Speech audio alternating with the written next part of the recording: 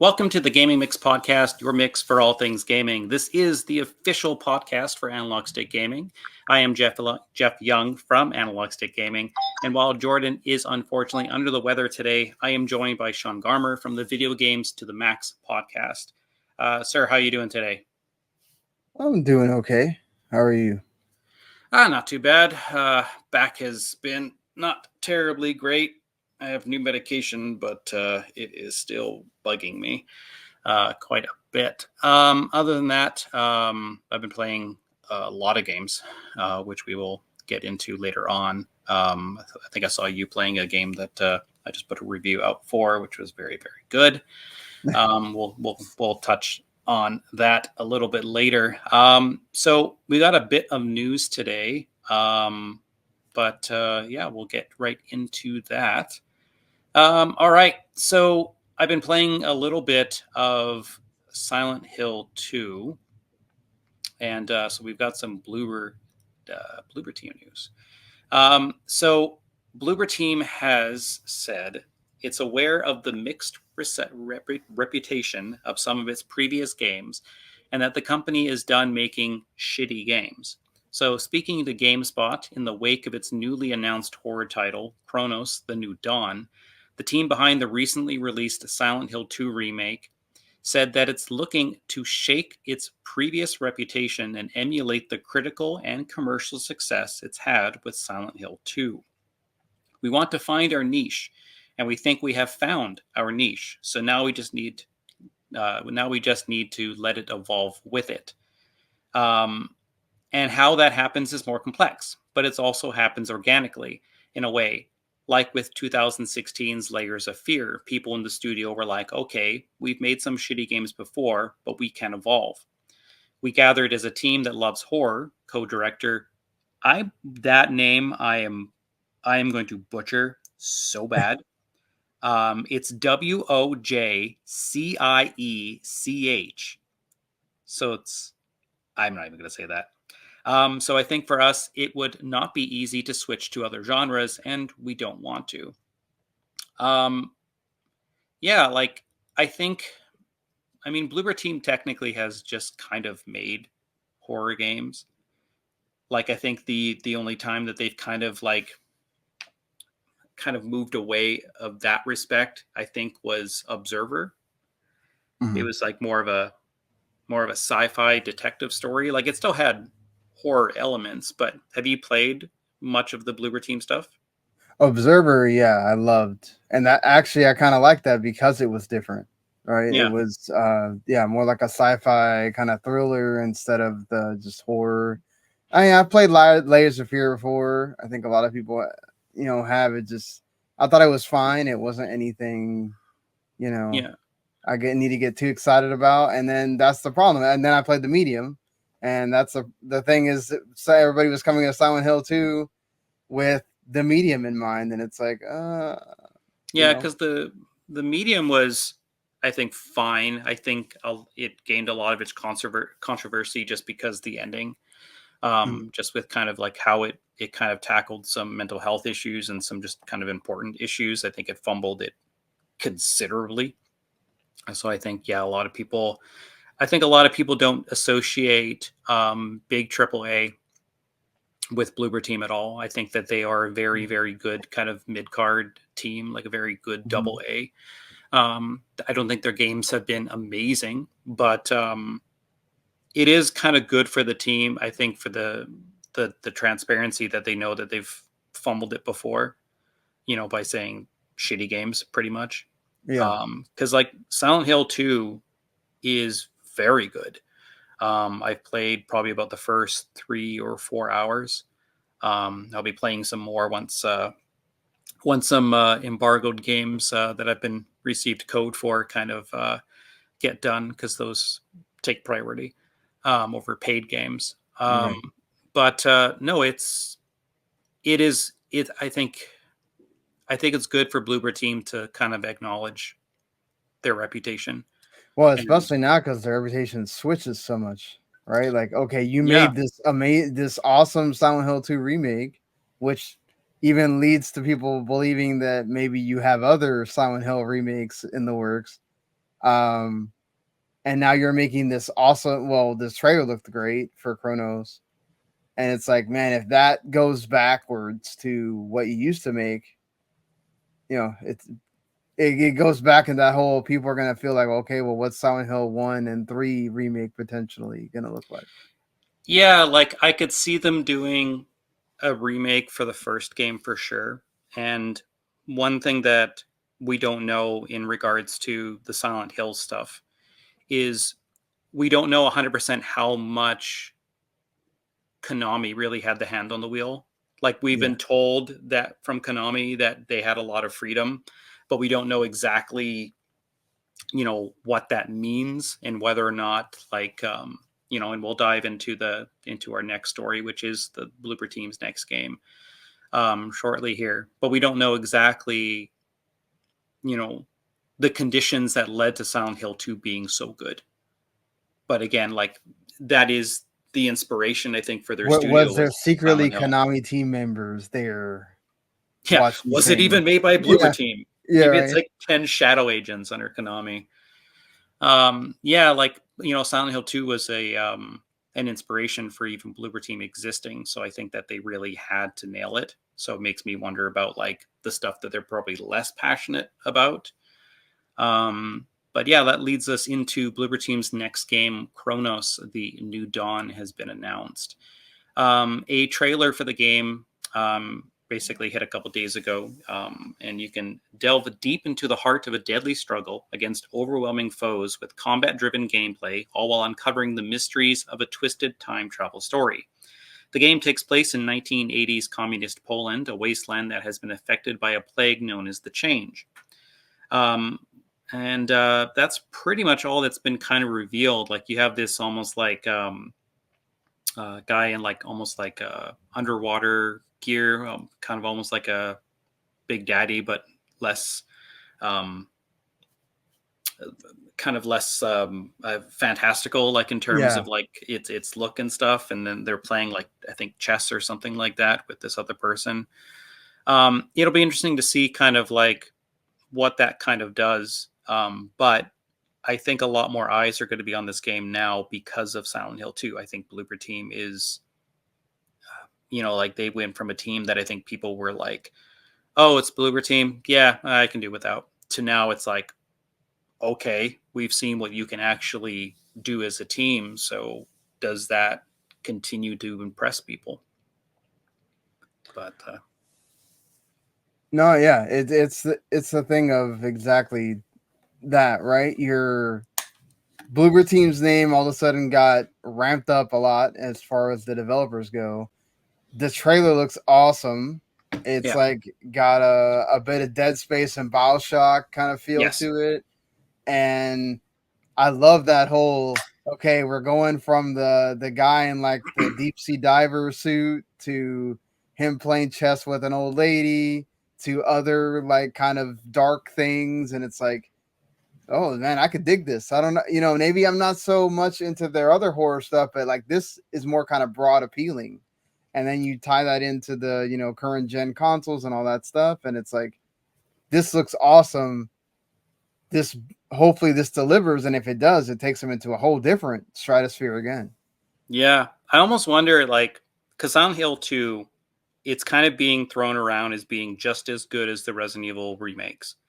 And Mm, that's huge for Bloober Team. right. I almost wonder if like the success of Silent Hill 2, like can you imagine if this is like if Silent Hill 2 is like nominated for Game of the Year, if suddenly we start seeing if we start seeing like EA suddenly go like, well, maybe we should do the Dead Space 2 remake. If that leads to that. Um Sorry, Jordan's just sending me texts on how to fix the video issue we had going prior to recording. Um, yeah, like I almost wonder if like Silent Hill 2's success will kind of bring Dead Space 2 back, because that game was apparently like shelved on that, and that team is kind of working on call it Battlefield stuff, I believe now. Mm-hmm. But yeah, hard to say, but it just would be nice because I think like the Dead Space remake was just absolutely fantastic. And there's so many people that love 2 just as much as 1, and they kind of wanted to see at least 2 get made, because then it kind of drops off at 3, and it's kind of disheartening that it's like, man, Dead Space 1 sold for normal publishers, not EA, not Square Enix either, enough, Yeah, but apparently it wasn't enough for EA. yeah, that it's never enough for half of these teams. Like, it just would have been nice to get Dead Space 2 done. I think people could be fine with Dead Space 3 not being, remade. I think 2 kind of like 2 was my favorite of the 2, or of the 3, I guess, the games. But I mean, it just sucks to kind of see that get canceled, and then games like Silent Hill 2 come out and do extremely well, and it's kind of like that same niche kind of genre where they like to call it niche, and then it Mm-hmm. sells extremely well. But yeah, all right, we will move on here. Marvel's Spider-Man 2 will receive no additional story content. This is so the news today comes to us from VGC. In a post on the PlayStation blog, which confirmed the game will come to PC in January, the developer put to bed suggestions that the game would receive extra story content, similar to the original Marvel Spider-Man game. While we have no additional story content planned for Marvel Spider-Man 2, we were delighted to bring all of our previously released post-launch content to the PC version, including New Game Plus, new suits and color variants, photo mode features, and more. While the first game received several shorter story expansions, the game's larger story expansion was eventually spun off into its own game style, Spider-Man Miles Morales. It's possible that a further spin-off title was planned for Marvel's Spider-Man 2. So there was a lot of rumors going on prior to this news. There was always the rumor that Venom was getting his own spin-off in regards to the Miles Morales style game. There was that. There was that leaked footage of the multiplayer Spider-Man game, which more than likely took resources away from what could have been expansion stuff. Have you beat Spider-Man 2? I have not. No? No. So I'll leave. I'll be pretty vague. There was one story chapter in the game that you take on with the cop who turned into a superhero. I can't remember her name. That storyline ends with a major cliffhanger of where they could go for probably Spider-Man 3. Okay. But I figured they were just going to do a expansion stuff, just because of how big that ending of that mission was. But yeah, I almost wonder because like Insomniac's got to be stretching themselves pretty thin because like they've got that Wolverine game as well too, and that was leaked, so that's definitely hurt development on that. But I'm just wondering if that multiplayer Spider-Man thing, it was either we do expansion content or we do the Spider-Man thing, and then the Spider-Man thing canceled, and then the Venom stuff is still rumored to be a thing. But yeah, what do you think about there not being any expansion stuff for Spider-Man 2 this time around? I think, if we really look at it, the expansion for Spider-Man 1 wasn't that awesome. No, they were Yeah, okay at best. right. So it's like, do we spend more money making an expansion? We already spent due to those Insomniac leaks, we know how much they spent on this game. Yeah, It was an exorbitant amount. So yeah. Are you really going to spend something for they can't take mid, right? They can't just take okay. It has to be something you knock out of the park. And if it's not going to be that, why waste the money to do that when you could use the resources for Wolverine, start Spider-Man 3, start the PC port, whatever it is that you're going to use that money on. And to me, it feels like, I know people are, there's a lot of complaints about why, and all that stuff, but it's like Sony's not in the ability to just do something just to be nice and give you more content. They needed to really actually sell more copies of Spider-Man 2 or get more people playing. Yeah, like I don't know, like for me, Insomniac is Sony's best team in terms of like their output. I mean, they already have multiple games on PS5, and that's been a console that people have been kind of frustrated in terms of like first party output Right. of actual PS5 games, like not just remasters and having Last of Us on there for the 17th time. But like yeah, like it's I don't know, it's one of those things where like I would love to see like some type of spin-off, and I would do wonder if that Venom thing's real. But yeah, like I think them just jumping into Spider-Man 3, I think will kind of help. I don't think Spider-Man 3 is going to be a PS5 game. I think it's going to be probably like a launch or launch window PS6 game, just because of how long it takes game development and how new consoles are kind of rumored for, around that time of when that game would be coming out anyway. Right. But yeah, it'll be kind of interesting to see, but it is sort of weird that you kind of set a precedent with the first game and then you don't do anything like that for the second one. But I think it's just one of those business decisions that just kind of like they decided against it. And I mean, the game sold extremely well, and I think that it's going to sell even just as good on PC, provided the port is good. I'm assuming that they probably have that. What is it, Nixus team or something like that? Yeah, Nixus is the one working on it. Yeah, because they've been doing pretty good. They've had some pretty decent ports, so we'll definitely have to see how that turns out. So sort of a bit of a sad news here. So Tales of Kenzera Zao developer Surgeon Studios has put its staff on notice of redundancy as it seeks funding for its next project. We've decided to put the work on Surgeons on we've decided to put the work of the Surgeon Games division on hiatus while we secure funding for our next project. In the meantime, we've unfortunately had to put our team on notice for redundancy. The statement continued. It's unknown how many staff stand to be affected. There are still a couple of exciting updates coming down the pipeline for Zao. The statement continues before calling for anyone with potential to fund a future project to contact the studio. Tales of Kenzera Zao was released earlier this year, published as an EA original title. The game received generally positive reviews at release with a Metacritic score of 76.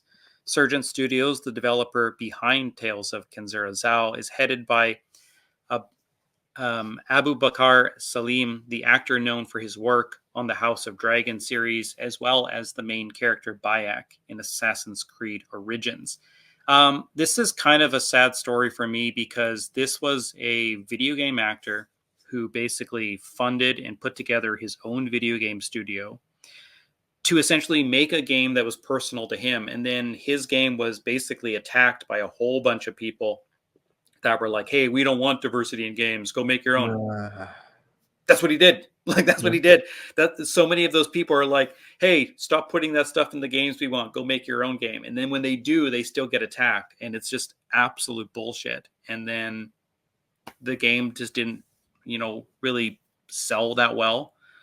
Like from what I've seen and from what I've heard is the game is extremely good. And to kind of come out and make your own game and it to be good and received well. I mean, 76 on Metacritic's not bad. And then, kind of have to put your team on redundancy. Like those people are probably looking for jobs now. So you're going to be, your next project is going to be, lacking the personality and voice of those developers. Like they're not going to be able to, I don't know. It's one of those things. Like, have you played that game? Have you? I played it a little bit. I think part of it is, but that game was always more lauded about the story and what it does for how it showcases African people and that struggle and everything else. The game is fine. It's a good Metroidvania. I think also it hurt that Prince of Persia Lost Crown hadn't come out like too long before it. And so like you have this standard bearer of a Metroidvania coming out at the beginning of the year, and then it's like when everything else isn't to that level, especially when it's a game that was on PS Plus. Also, it wasn't, you know, you could get it free through there. It kind of makes it to where it's like, well, I don't have to. I can just go play this other game that's like way better, right? And I think that kind of as well. I wonder, like, this information is probably out there, but I almost wonder like what that team thought when Lost Crown was revealed, because like you look at the two games and they're very similar in art style and everything like that, and you got to imagine that they were like, oh no, like just like they must have just been just hurt. I think they showed both of them off at the Game Awards too, and it was just like, oh, this just, and they made a much bigger deal of Tezuka Zarazawa because, you know, he appeared and everything, and it was like, okay, they look exactly like what you said. They look very similar art style, everything, and it's just like, unfortunately, the other game came out before yours, and it just eclipsed everything. When you talk about Metro, this is like probably, aside from Animal Well, maybe one of the best Metroidvanias of the entire year. Maybe best games, some of the best games of the year. So it's hard to compete with that. Yeah, I think Gestalt, Cinder and Flame, or Flame and Cinder, whatever, is probably my favorite of the Metroidvania games of this year. It was just really, really good. But yeah, no, it sucks to see this team struggling because, like, again, putting together your own game studio and actually shipping a game is an absolute miracle, especially in this industry of so many, like, you know, losses and firings and closures and all that kind of stuff. So like it definitely sucks seeing this news. So I really do hope that they are able to get something going, to get a funding, like either securing like an actual publisher, because again, like you've got a studio that shipped a game, and that's more than a lot of people can kind of it's claim. Just so this is a wide industry problem right now. Just funding for anything is scarce, and especially for indies, they're just not getting it right now with everybody that takes control of that, or anybody that does funding. We're seeing so many indie publishers either close or have problems, and it's getting smaller and smaller, the ability to find someone that's going to give you funding for a game. They want certainties because of the current climate with gaming. You know? Yeah, exactly. Like you need to ensure that your ROI is pretty much looked after. Like most studios are like, well, your game performed here, we need it here. It's like, what assurances do you have in order to secure funding, especially for them, you know, taking on such a financial risk of a studio. But I don't know. I wish them the best. I really, really do. Yeah. Dave the Diver creator, Jaisho Wang. I'm really bad at pronouncing names. This is not a secret. Says that he wants to expand the Dave the Diver IP with new games focusing on different characters and spanning multiple genres, following the success of the first game. Jaicho is now CEO of Mint Rocket, following parent company Nexon's decision to split the developer off into its own independent division. This followed its successful debut title, Dave the Diver, which has sold over 4 million copies and won a BAFTA. Speaking to VGC at Gamescom Asia and Singapore, Huang said that Mint Rocket's new independence would allow it to focus more on game development, specifically the Dave the Diver IP, rather than pitching ideas and business plans to its parent company. Actually, I want to expand the Dave the Diver IP. I think it's every director's dream since we have a relatable character. But actually, we didn't go really deep into the personal stories in Dave the Diver because we wanted to keep the game very casual. So as a director, besides the story DLC that we've been working on, I also want to make separate games about each character to show how they met and what they did before coming to the Blue Hole. In that sense, the game's genres can be different. Maybe one day, if we start to make a Dave backstory game, we can make Dave another profession. He's always been a diver, so we really haven't thought about how we should move forward with Dave. Wang said that he wants to flesh out the Dave the Diver story by telling the backstories of both its protagonist and its main side characters. Dave the Diver was very good.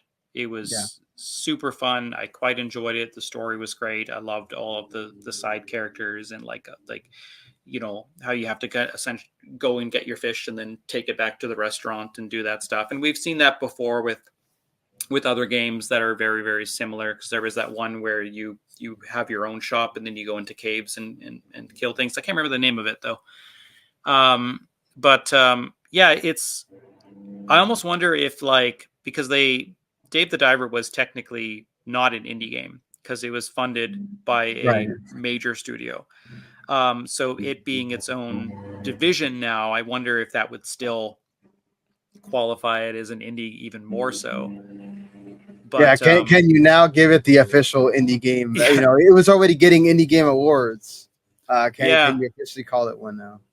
But no, I almost wonder how they'll do some of the characters. I don't know if the guy that's obsessed with anime figures, if his is an anime visual novel, or if it's something like that. If they do just a plain old cooking game with the chef, I don't know about making full complete games as these characters. I think little small side projects, games that are 4 to 5 hours long or something like that, maybe at most. But I'm interested to see if they do a Dave the Diver 2. If I don't know if a crack in the ocean suddenly opens up and there's a whole new world to explore. I don't know how they would tackle that, or if he franchises and makes another restaurant somewhere. But it's interesting to see them wanting to expand this property, because we've seen Dave the Diver teaming up with Godzilla, I think, and some other things as well too. They teamed up with that other boat game that I reviewed. I can't remember the name of it. But I'm going to find it here. What is it? The scary boat game. Yeah, the survival horror boat game. Yeah, I can't remember the name of it though. It's what is that game? I cannot remember. Dredge. It's called Dredge. They teamed up with Dredge, which was actually kind of neat. I kind of wish them the best in terms of figuring this out and seeing if these games are kind of worthwhile to invest in, because its cast of characters were extremely charming. Yeah, I love Dave the Diver as well. It was one of my favorite games from the year, and also loving Dredge. That DLC was really fun to go through. Yeah, so, I liked Dredge. I didn't find that winter DLC to be that great. Yeah, the DLC was kind of yeah. But the DLC for Dredge and Dave the Diver, that combination stuff was actually pretty interesting. But yeah. Alrighty. So Sony and Amazon have reportedly rebooted their plans for a God of War TV series, with scripts entirely scrapped and an entirely new writer's room due to be hired. According to Deadline, showrunner Rafe Judkins, The Wheel of Time, and EPs Hawk Otsby and Mark Fergus, Children of Men, Iron Man, and The Expanse, have left the live-action project after completing multiple scripts for the first season. The studios are apparently looking to move in a different creative direction, though one source told Deadline the trio's scripts were praised by both Sony and Prime. Announced in 2022, the Amazon Prime God of War series was due to follow the events of the 2018's God of War series reboot, which centers on father and son protagonists Kratos and Atreus, and is one of PlayStation's biggest hits with some 23 million sales. At the time, Amazon Studios head of television Vernon Sanders told Collider fans shouldn't expect the show to deviate far from the source material. At the center of it all is a story of fathers and sons and families set against this giant epic landscape. So what Rafe and Mark and Hawk have come up with for the first season and for the series, I think, is both incredibly true to the source material and also compelling on its own. If you've never played the games, you will fall in love with the show and feel very much invited in, so we think it's going to be huge. So this is extremely weird, because you have both the studio and the streaming service absolutely thrilled with the scripts, and suddenly they're changing it. So that is sort of weird, because like, and it says that they're going in a completely creative, a different creative direction. So I don't know like what that essentially means by like, are they still going to have it focused off the reboot series, or have they decided to backtrack it and maybe go back off the original series? But even then, like I don't know, it seems really weird. Like, what do you think about like the studios essentially being great with the scripts and everything, and then suddenly it being scrapped and rebooted? It's absolutely weird. Like, why is this something internal? Like, is this something between the showrunner and the writer? Yeah, And I'm not sure, because like you have the entire writing team just completely scrapped. yeah, it's just it's absolutely crazy that like everything's getting okayed by both Sony and Prime, the main people that have to okay this, and then also Yeah. we're going in a different direction. What other different direction if you're doing basically the storyline from the games, essentially, maybe just expand it out Well, they said or that it's going to follow. It's going to take place between God of War and God of War Ragnarok. So it's supposed to follow the 2018 right. reboot. So But this is unless you're going to go back and now yeah, include the Greek God of War stuff. Like I don't know what was wrong. This is such a mystery. It's like what are we going to find out that they're going in a totally different direction? I hope it's not a bad different direction because that's what people wanted. They wanted to see.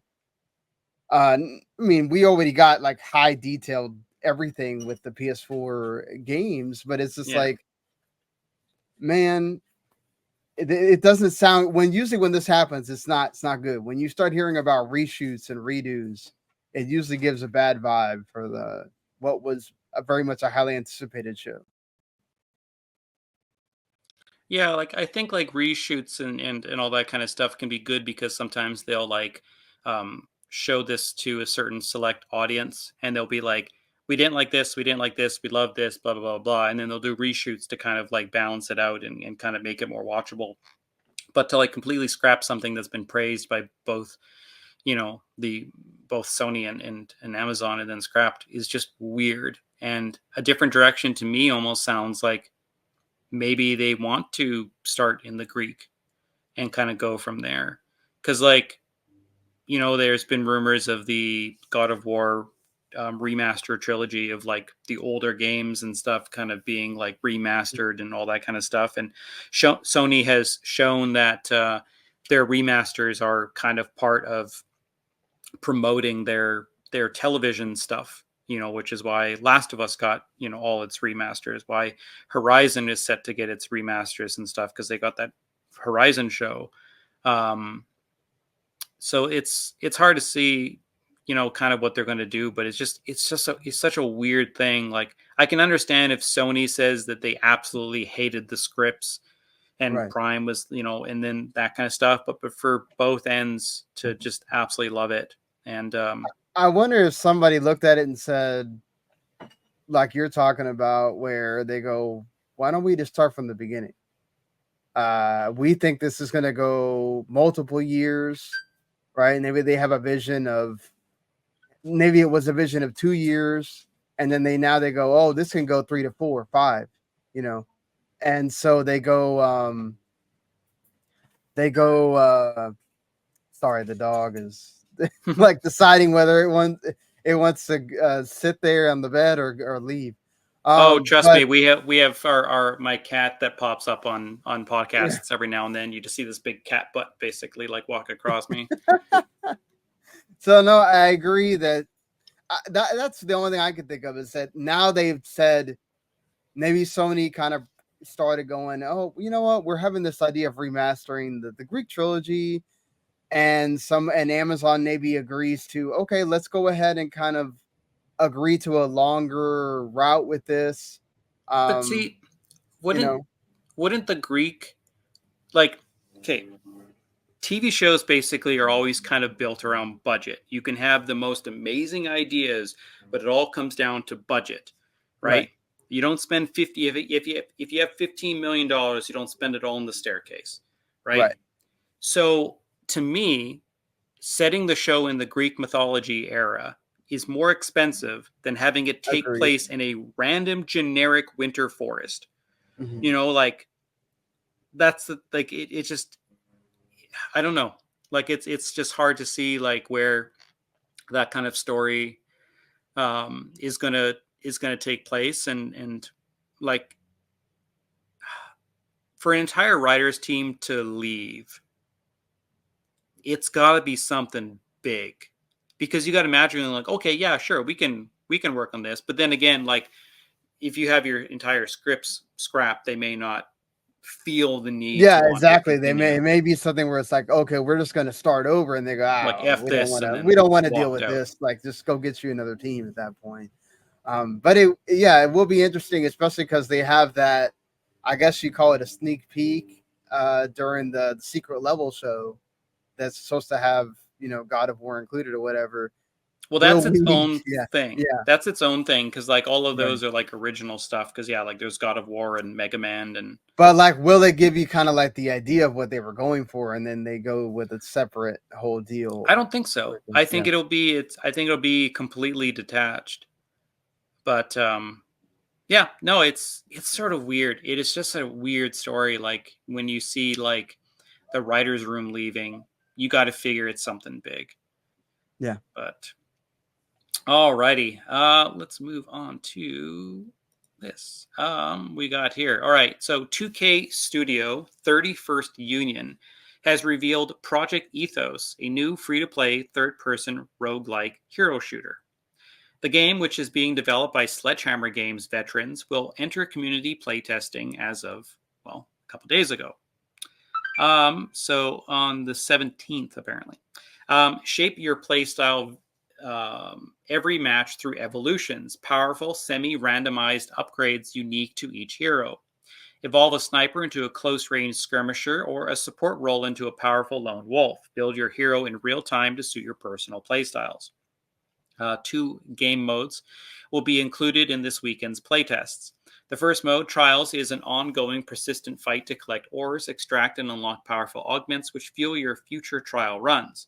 Gauntlet is a competitive head to head tournament mode for Project Ethos. Play against other teams in your bracket, upgrade your hero after every match, and fight to be the last one standing. So the community playtest was available from the 17th to today in the United States, so you can still get in on the action. But probably not by the time that this thing airs. Canada, Mexico, United Kingdom, Ireland, France, Germany, Spain, and Italy. So this is one of those. Now, the only reason that I kind of included this story is we just saw Concord just completely die. Do we have enough space in the industry for another hero shooter? Because like we have Marvel Rivals, which is going to be coming out, which is going to do extremely well because it's got a property behind it. But Project Ethos is just, I mean, at least it's free to play, so there's that. So there's no risk other than time essentially wasted. But do you think there's enough space for another hero shooter right now with Concord just completely biting the dust? I mean, it's sorry, they're mowing the grass where I'm at. Can't control that, I but can't hear it. okay, just making sure. But the thing with multiplayer games is so weird. Like you'll have a game that people are absolutely dogging at launch or before, like Concord, and then it still comes out and it does badly, and then Yeah, you'll like X have Defiant is not yeah, even doing exactly, well. and then it'll just is it going to do something, and having the roguelike element maybe having that maybe makes it a little bit different, and so it hooks in a different crowd than if it was just a regular hero shooter, right? Yeah. um I feel like maybe there is, but I hope they have modest expectations, and considering it's 2K, I Yeah. worry about maybe Monetization. they don't. Yeah, and then it's all there just to get something recurrent, and it just ended up feeling the same thing like Concord or one of the other ones, where it's just like, Because yeah, there's that other one that's coming out where you get like cards and you can like flip big head mode or like invisible yes, or whatever. There's that one coming out as well too. Like it is one of those things where like these games entered development back when there was like a demand for this type of stuff, and like right, Concord apparently took 7 years to make and $400 million or whatever the case is. But yeah, I don't know, like it I think it's just extremely weird to kind of see another hero shooter entering in when we just lost one. I mean, Concord's price, obviously, like we don't know if Concord's going to come back as free to play. I know the studio is very mixed on that idea. yeah. Not to mention, how do you fund the vignettes that they were going to do? Like I had positioned that if they were going to come back free to play, that those vignettes were just going to be visual novel slideshows instead of full CG kind of cutscenes and stuff That like makes that. more sense Because because they got to come find a way to save money at that point. yeah, Like, and like you still want to do those vignettes to introduce the characters and stuff. So I think like you just hire like a comic book artist to kind of do like, you know, the Capcom endings of their fighting games and stuff where it's just stills and stuff like that. right, But yeah, I don't know. I think Project Ethos, I think like the playtest, I'll have to see kind of how it kind of went down. Um but yeah, no, it's just going to be one of those things where we're going to have to see how it's going to do at launch and whether or not the roguelike idea is enough to kind of entice players. I think the upgrading and the randomness and that kind of stuff is kind of interesting. So we'll have to see if that idea is going out, because we also have Valve's um, their game as well too, which had play testing and all that kind of stuff. I saw kind of funny playing a lot of it, and to me it just looked, it almost looked like a first person shooter taking place in the levels that that Knockout City yeah, dodgeball okay. game. It just kind of looked like that level, like one of those levels where they were playing it. But see, even that, because it's Valve, has an inherent like fan base that will support it because they want to support everything that Valve does. Yeah, and it's This not like Project Valve's going to Ethos run out of doesn't have money. that, you know. Yeah, Yeah, like Valve's exactly. got Valve's not. like Valve shuts down studio because it's not making enough money. Yeah. I can just see it. All right. So we have this one is also kind of weird. So Accord's Library, a fan archive of the work of Nier director Yoko Taro, is shutting down following a legal notice from SquareEnix. The website, which collects and archives works related to Drakengard and Nier, will be forced to close its doors at the end of October, it's claimed. Now, this is from them. Dearest recorders and observers of Accord's Library, began a message posted to Discord. These past few years have been a pleasure, and we regret to inform you all that we have collected by that we have been contacted by the SquareEnix legal team. After some private communication based on the outlined requirements, we have come to the conclusion that Accord's Library must close its doors by the end of the month. The website will remain open until October 31st, when it will be closed permanently. While we are sad to have to go, we must also respect the wishes of the legal team. Accord's Library describes itself as a small group of Yoko Taro's fans that decided to join forces and create a website and community. We started with the goal of gathering and archiving as much side materials and merch as possible, but then our ambition grew and we decided to create a full-fledged website that will also include new articles, lore, summaries, translations, and transcriptions. Hopefully one day we'll be up there with the list of notable resources for Drakengard and Nier fans. Last year, Nier series producer Yasuka Saito said the series would continue for as long as Taro remained alive, but the pair are currently working on a different project separate from Nier. Now, Yoko Taro himself complimented this thing apparently quite some time ago. And I haven't looked into like what this site is and why it would be reached out, but like this is really no different than like people making like a fan site Yeah. for whatever, right? So it's just sort of weird that like why Square would go after, because like a lot of these things, and Nintendo is notorious for this as well, is when you have a fan community that creates a resource for something that is essentially not available anywhere else, these companies come for them.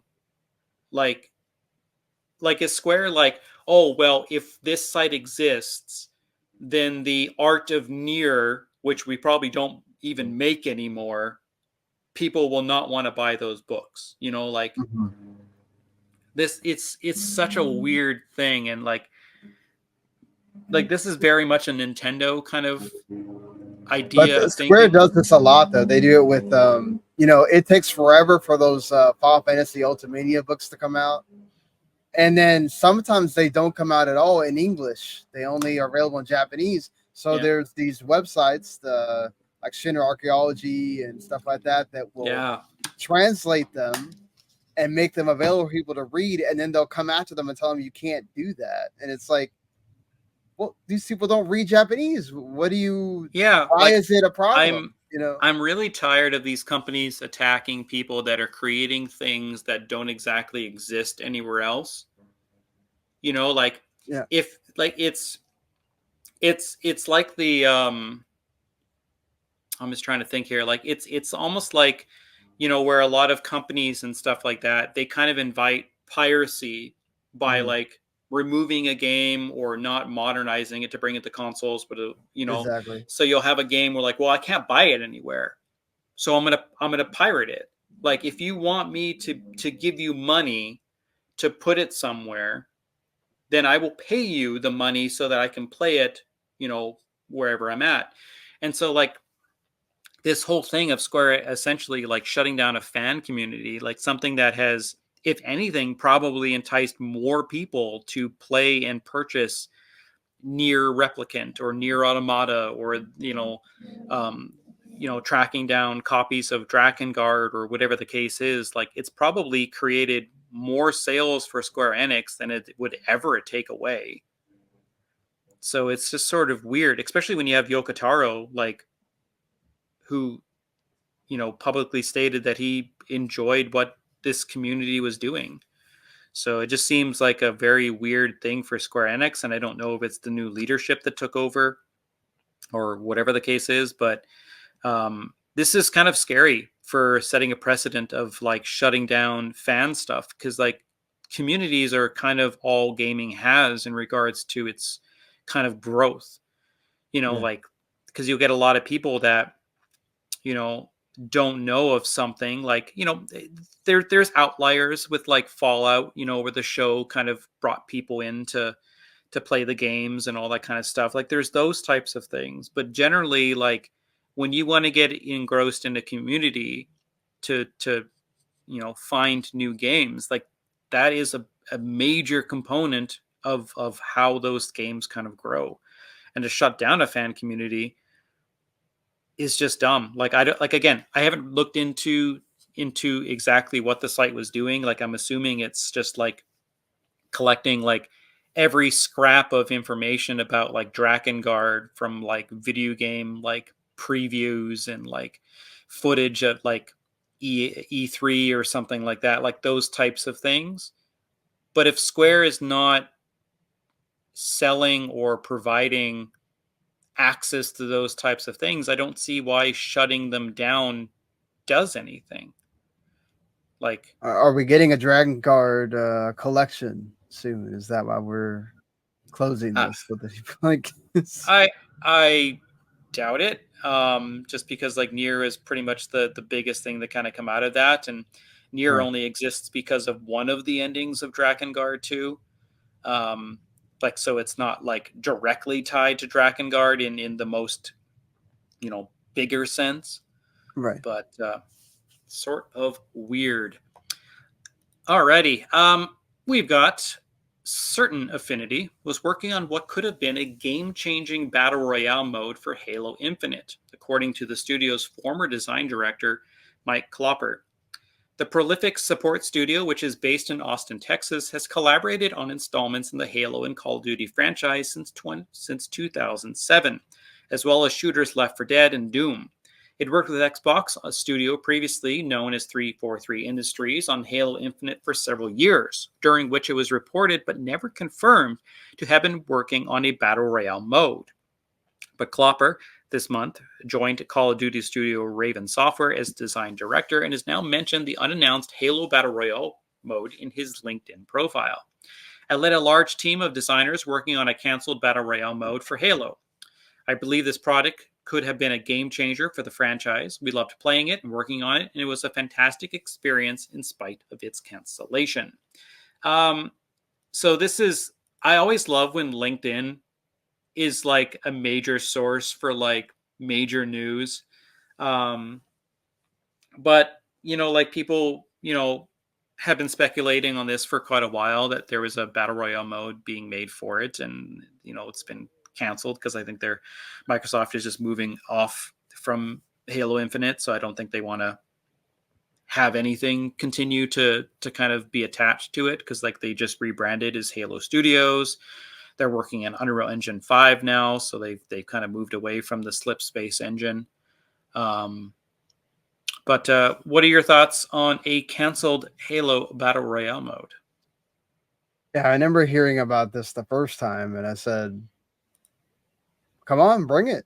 Let's do it." Yeah, I want to see what this would have been. Like, they talked about this being something that they were going to add to Halo Infinite's multiplayer at one point, and it's like, why wouldn't you have this come out? Like, I understand that there's money involved and all that stuff, and they were worried about it bombing as well with the bad press that the Halo Infinite like multiplayer stuff was getting. But it's just like, man, he's probably not wrong. Like, you let people do Halo and Battle Royale. It could have been a game changer. I agree with that. Like, I would especially have when loved you to see when have, it was. especially when you have like, I mean, obviously it was going to have the gameplay of Halo. I mean, that would have been just a Right. but you would have had another team working on Halo, which we haven't really technically kind of seen, because even like 343 has like a lot of people who were still with Bungie at the time. So like, it kind of evolved into being its own thing. But no, it's just kind of interesting to see like I would love to see like if anybody if leaked gameplay ever surfaced because of this, and seeing what it was like, because Halo's always been really good with like the big environments, and especially if you add vehicles and all that kind of stuff, like what that could have been for Battle Royale, like whether or not it would have included all of those kind of hallmarks and been kind of what we think it is. Because like we've seen mods come in through the Forge or whatever it's called, where like you can do Battle Royale. So like we have, if you have Halo Infinite, you can load it up and download that and play the Battle Royale mode that's there.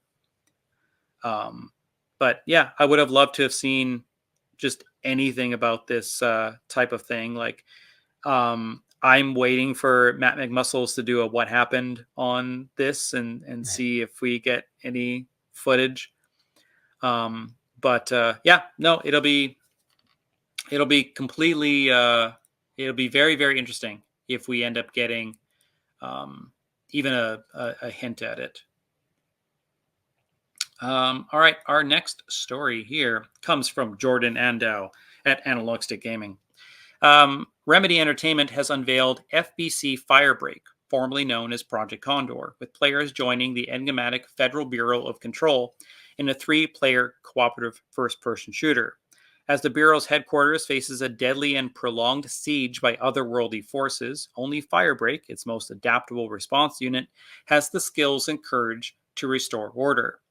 The mid-priced FBC Firebreak will be the first self-published game from Remedy Entertainment, and is scheduled to release in 2025 for PC via Steam and Epic's Game Store, Xbox Series X, and PlayStation 5. FBC Firebreak will launch day one on PC Game Pass and Game Pass Ultimate. It also launches day one onto the PlayStation Plus game catalog, available for all extra and premium members. Are you looking forward to this?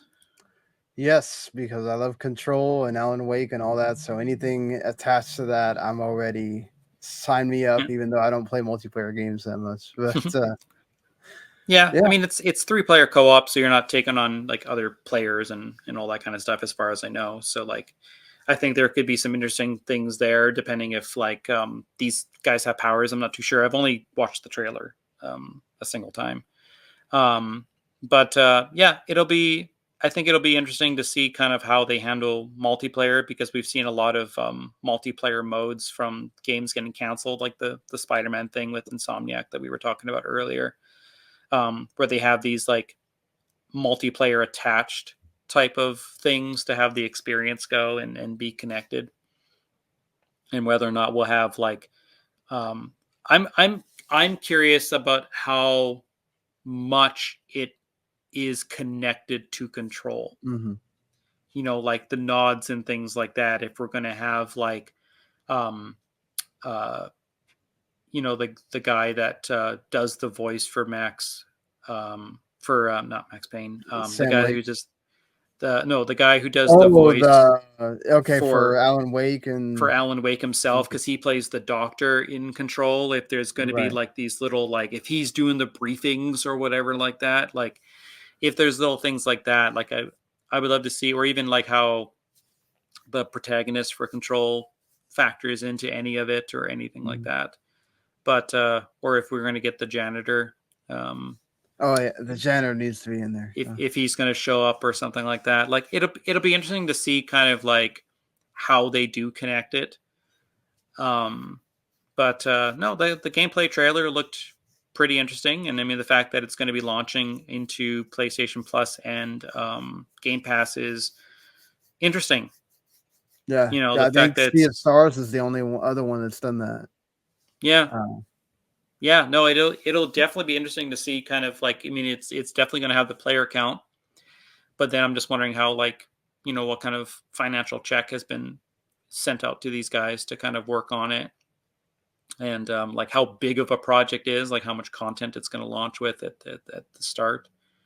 Um, but because like I think the last like kind of multiplayer project is like that's similar to this is the Rainbow Six. Um, what was the name of it? Because it used to be called Quarantine, but then they ended up calling oh, it the something extraction else. shooter. Yeah, Yeah. because like Okay. that was actually pretty fun. I really enjoyed playing that. But no, it'll be interesting to see kind of like how they connect it to Control, and how pivotal it'll be, if it'll be mentioned in Control 3 or whatever the case is. But we shall see how that goes. Bandai Namco is reportedly reducing its workforce and has canceled several titles, including games featuring the One Piece and Naruto licenses, as well as a contract project with Nintendo. According to Bloomberg, citing sources familiar with the matter, the company is taking a traditionally Japanese approach to reducing its staff and sending workers to rooms where they are given nothing to do, putting pressure on them to leave voluntarily.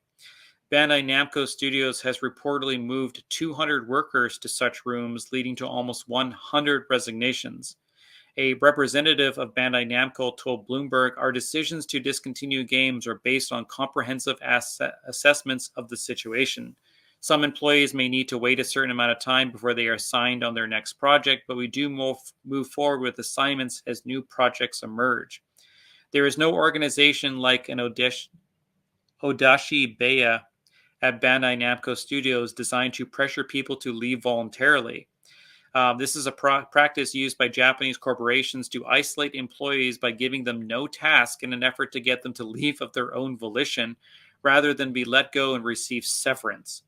Bandai Namco's latest release, Dragon Ball Sparking Zero, has strong initial sales, blah, blah, blah. This is weird. I've never heard of this practice of just like, go to your room, and then like doing fuck all, and being essentially like being forced to like quit so that you don't get severance. Like honestly, I would just be like, sure, if you're paying me, I'm just gonna chill right here. And that's exactly why they don't do it here in the U.S. or another area, because we would just be like, sure, let me get on that phone and I'll sit Hell here all yeah, day. I I'm gonna don't bring care, my you know. I'm gonna bring my game console here. I'm gonna play Yeah. some East X Nordics, and call me if you need me. Like this is one of the strangest downsize restructuring things I think that we've had all year. Yeah. So like we've had some canceled projects, apparently Naruto, One Piece. The Nintendo one's curious because Bandai Namco is one of the developers on Smash Brothers. Right. So this is weird. Like you had 100 resignations so far. So you have 100 people basically chilling in a room, playing Balatro on their mobile phones and like getting paid. This is so weird. Because like we don't normally hear that like Japanese studios doing this. They've usually been pretty good. I mean, hell, Capcom gave everybody raises, From Software gave everybody raises. Right. It's hard to do layoffs in Japan. So like that's I think why this strategy was probably being used. It's not just the severance, right? They have to also report that as a layoff, and then perhaps they get investigated as to why they're laying these people off and all of that stuff. And it may just be that because they are canceling all these projects, they then have all these people that have nothing to do, and they literally they don't have enough projects now to warrant this amount of people, and so they do need them to resign.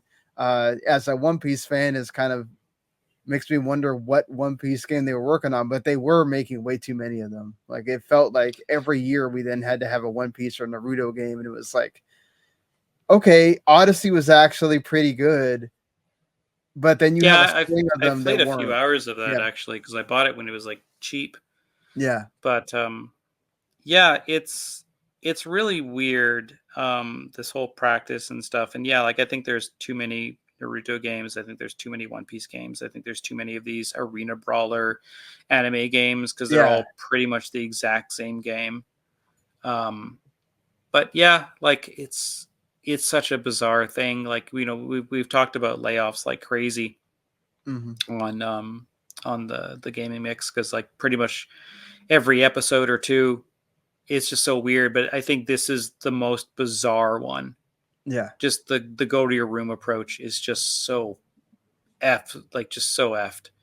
It is so weird. As somebody that kind of had a similar experience at a job where they knew we were having to shut down, but they had to have us be there until a certain time, and you're literally going every day. I watch so many anime series because I'm literally the whole day just watch stuff on, and it feels weird. It definitely does. Like I can see why those people are like, you know what? I think I'm just gonna go home because it just feels weird being in a place where you're not doing anything. Yeah, I remember when it was a tech store in Canada called Future Shop. I remember when they shut down, like they just put like signs on the doors that morning, and people just found out that way that they just closed down. So like it's sort of weird, this whole approach that Bandai Namco and like has kind of taken, but it's definitely not going to be the last when it comes to any of these types of layoffs. I mean, we're seeing it.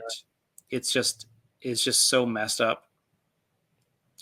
All right. So Microsoft has settled an antitrust lawsuit brought by a group of players over the Activision Blizzard deal. The lawsuit, which was filed in California in 2022, attempted to argue that the merger would create a monopoly in the gaming subscription service and cloud gaming space. As reported by The Hollywood Reporter, this week both parties notified the court that the case should be dismissed with prejudice, which means it cannot be refiled. Terms of the agreement weren't disclosed. In December 2022, the group filed a complaint in the Federal Court of California, arguing that the $69 billion deal could be substantially lessen competition or create a monopoly in violation of the Clayton Act. The privacy antitrust action, which was brought by 10 video game players in California, was initially dismissed in March after it found it failed to present sufficient evidence to support their claims. However, the plaintiffs were given 20 days to refine their legal challenge and filed an amended lawsuit containing redacted information from Microsoft, including a strategy memo and new information from the deal's chief opponent, Sony Interactive Entertainment. A Microsoft spokesperson told Reuters at the time that the amended complaint contained unsupported and implausible claims about the deal's effect on competition, and that the acquisition would bring more games to more people. So that's been settled now. I mean, I almost wonder like what these guys even got. They're like, hey, here's 3 months of Game Pass Ultimate. Have fun. Like. I can understand. I think Microsoft's just kind of in the like, we want to close everything that has to do with Activision Blizzard at this point, just because I mean, like, I don't even know why you would entertain this when you can clearly prove that PS Plus is doing just fine, and is not going to cause any kind of monopoly on this at all. And so it's just like, I get that they probably just didn't want to have to deal with going to court and doing all this other stuff that they have to do. They want to close all the loopholes with Activision Blizzard King at this point and just be done with it. And it's kind of stupid that they had to give them money at all or whatever it is they got. But yeah, I'm kind of like you. Like, what did y'all give them at all? Yeah, exactly. Like, I don't know. It's sort of weird, like, that this lawsuit, like, again, 10 people, like, what was it really going to do? Mm-hmm. But it's such a weird thing. Alrighty. Metaphor, ReFantazio, has had 1 million sales on its first day. In a press release, Sega claims that the newly released Atlas RPG, achieved its global sales of 1 million units, which it says consists of the total number of physical units shipped and downloadable unit sales. While Persona 5 was released in Japan, it sold 500,000 units during its initial month. When the game was later released worldwide, Atlas claimed that at the time, Persona 5 shipped 1.5 million units during its launch month. Prior to this, the company's largest game was Persona 4 Golden, which as of 2014 has sold 800,000 units. So here's the thing. 1 million, now it says in sales, but this is shipped and downloadable sales. Mm-hmm. So there is 1 million, on the first day, 1 million was shipped and sold, which is twice of what Persona 5 did in its first month, which is huge. Like this was a game that I think a lot of people were kind of cautious about because it wasn't Persona. Right. Like when they first saw the trailer, like, oh, this looks interesting. And they've done pretty good marketing it in regards to what it does. And like people were like wondering if this game was going to sell well because it had Xbox marketing attached to it. Right. Turns out it did quite well. I mean, the game is absolutely fantastic. I just beat it last night. There's like a post-ending thing, and I'm saved right there. So like I'm pretty much at the tail end of it. But I spent like 5 hours on that last boss, and oh my god, I had my head in my hands pretty much during that whole fight. It is I will say the worst part of that game is that fight. Yeah. It is a battle of attrition, and if you don't get there with enough NP potions and all that kind of stuff, you're fucked. But no, the game is extremely good. I'm glad that it's selling well and so strong because this is like the first.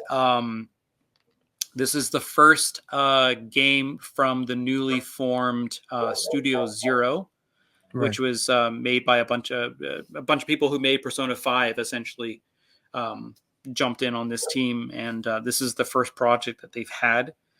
I know a lot of people were kind of like disappointed in some of the visuals because it didn't look next gen or anything like that. But honestly, I think the game looks extremely good. The villager people don't look great. If you are a main character with speaking lines, you look amazing. But other than that, it's they got to cut corners in some places, Yeah, exactly. I mean, but Japanese the style, art style of that game is freaking awesome. It just it's a gorgeous game in that respect, and like it's got a lot of like animated cutscenes as well too, like way more than I thought it was going to have. And we'll be talking about it more in the games we've been playing, but I'm super glad to see this this team succeeding, and then Atlas having another game that is like a Game of the Year candidate. I think that this is going to be, like Silent Hill 2, I think this is going to be one of the Game of the Year nominees at the VGAs this year.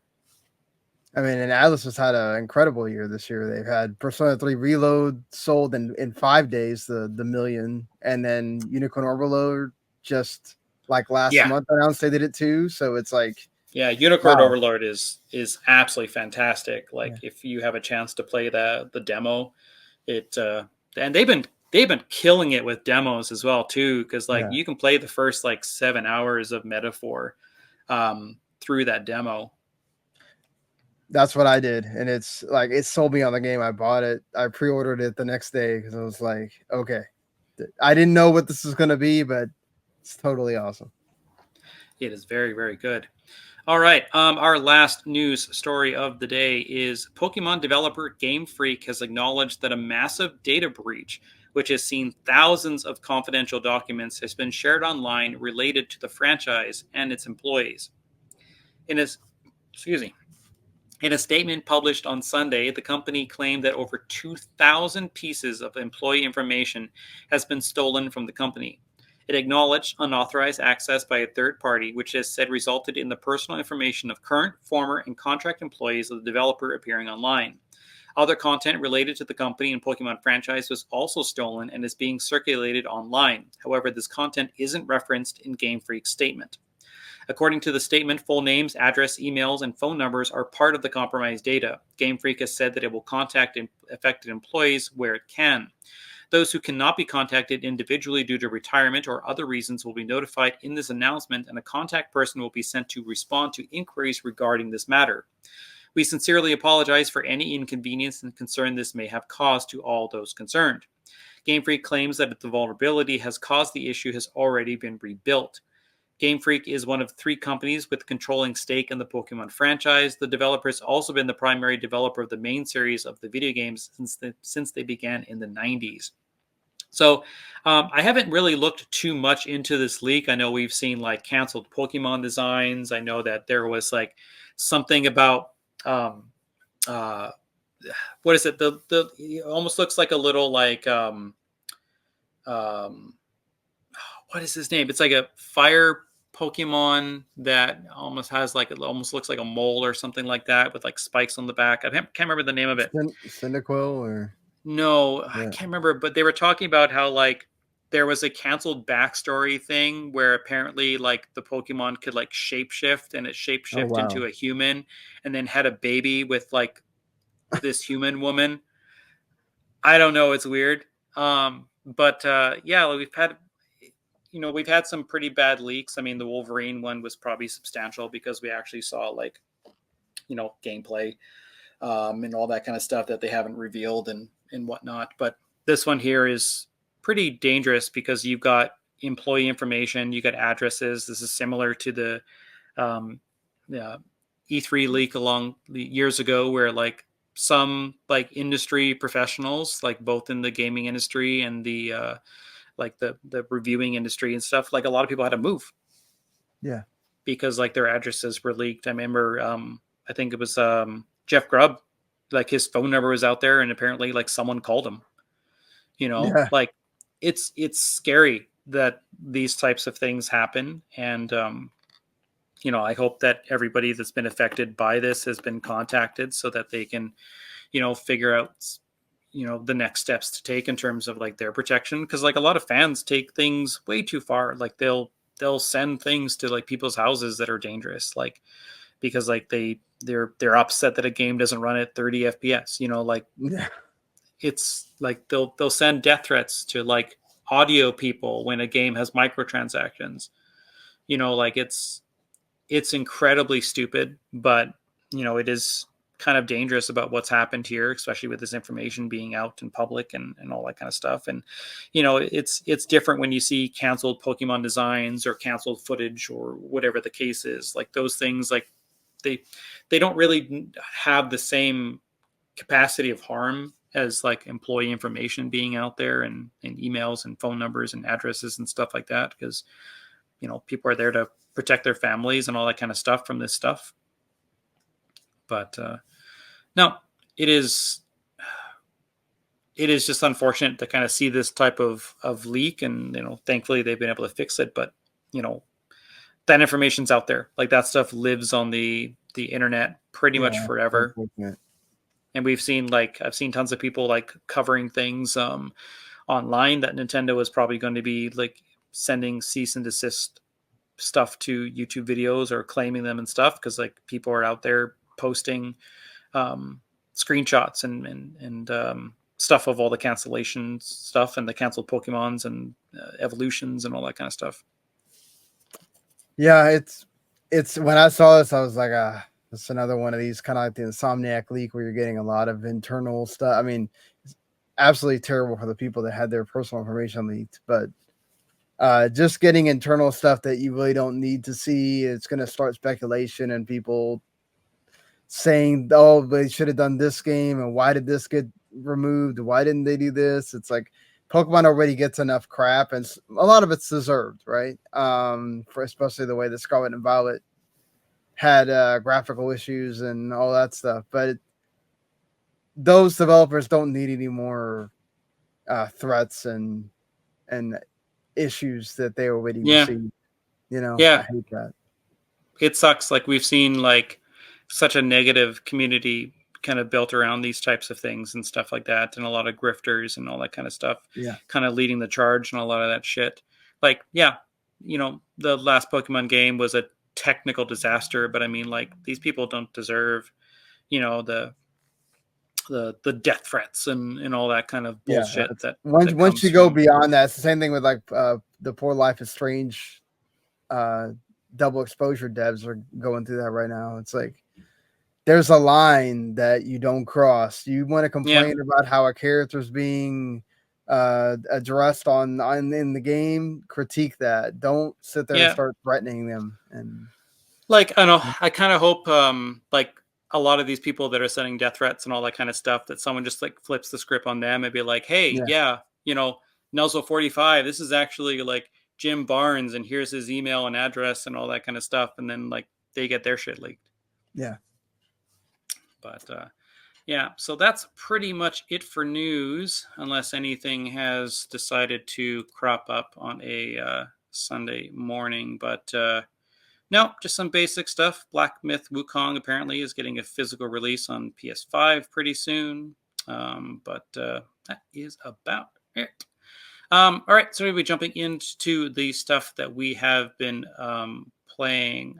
Sean, you have been playing a game that I just put out a review for.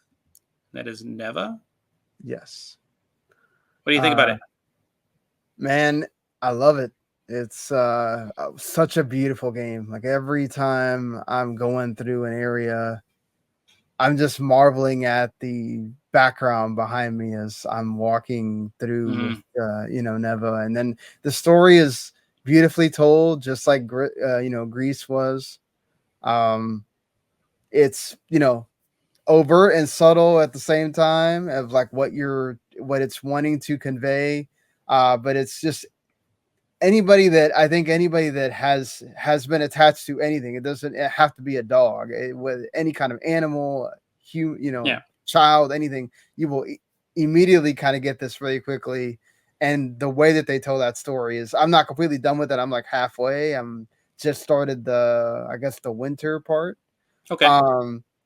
But man, it's been absolutely, I want to just take pictures all the time. I go through I took tons of screenshots, and like, when you take down your first boss, whatever, you like, it's like freaking out, and you jump up and you're like, Neva, and like Neva jumps up, and then it just starts like freaking out and stuff as you're like killing it, and then just flowers kind of bloom all over it, and like it's stunning. Like, Gree was like my game of the year in 2018. 2017. I can't remember. Time's a flat circle. Yeah. But this is a very strong contender for my game of the year right now. It's an absolute masterpiece. It is gorgeous. The music's great. Like, Conrad Rosette, who's the studio director, like, he left to have a kid. Like, he brought his son into the world. So like, when the team was deciding on what to do, they said, okay, we need to do a game that is built around a parental figure and like the little wolf cub. So like, they knew it had to have two protagonists essentially, and then it kind of fueled from like a lot of social unrest and COVID and all that kind of stuff. So the plague was entered into this game of like having bringing this child into a world that is essentially plague ridden in a lot of ways. So like there's a Right. lot of parallels there, but no, it's like Greed didn't have combat. It had more of like you were escaping and all that kind of stuff. And I think honestly, Neva, I think the only complaint that I have in that game is I wish there was more chase segments that utilized the how you were platforming and jumping and stuff like that, because like there is one, there is one moment that kind of has that, but other than that, like I think the combat was really good. I think like because you fight to kind of earn back your health. Like you get like these like 3 flowers, and And then figuring basically out where to dodge on some of these bosses is not easy. It takes a little bit. yeah, yeah. So like you have a sword, you can dodge, you can air dash. Um, like you'll eventually be able to like kind of wield Neva as like a weapon almost, like Yeah. just kind of like sending her out. And what's really neat is before that is like there would be like 2 enemies here, and you would like jump, and then Neva would attack, and then you would both hit them, and then they both fall off the cliff. It's almost Yeah. like I'll take the left, you take the right. Exactly. And no, like it's nice. Like I think that it utilizes its puzzles in a very like kind of simple matter. Like you're never confused, you always know where to go, you know what to interact with. I think it also strikes a delicate balance of like knowing what is interactive. Like they do a nice job at conveying what platforms you can jump on by having like a little like bright lit line across the platform, Mm-hmm. so you know what you're jumping on, you know what you're attacking. Like even the little white flowers that you're climbing up, and even in bright scenes, you see them. Like they stand out. Like they do such a good job that way. But visually, like I knew that game was going to be fantastic. Like Namada Studio, like they agree was an absolutely like stunning game, and I think that this game kind of goes that same route. I can't remember what season it is, but there's like a bright red one with like a lot of black contrast.